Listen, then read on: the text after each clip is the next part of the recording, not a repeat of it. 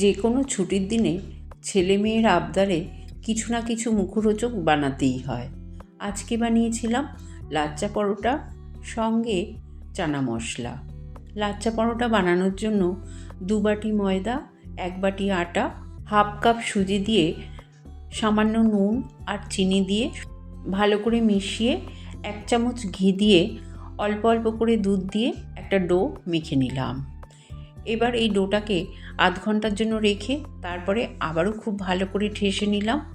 এই ডোটা থেকে বড় বড় করে লেচি কেটে লাচ্চা পরোটা বেলে নিলাম।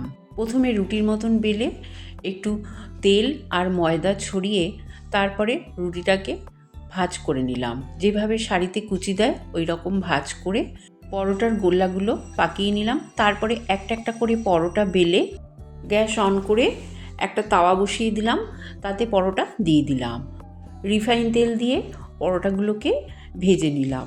ভাজা হয়ে গেলে চানা মশলা স্যালাডের সাথে সার্ভ করতেই ওরা ভীষণ খুশি হয়ে খেয়ে নিল। তোমরাও একবার লাচ্চা পরোটা বাড়িতে এইভাবে বানিয়ে আমাকে বলো কেমন লাগলো।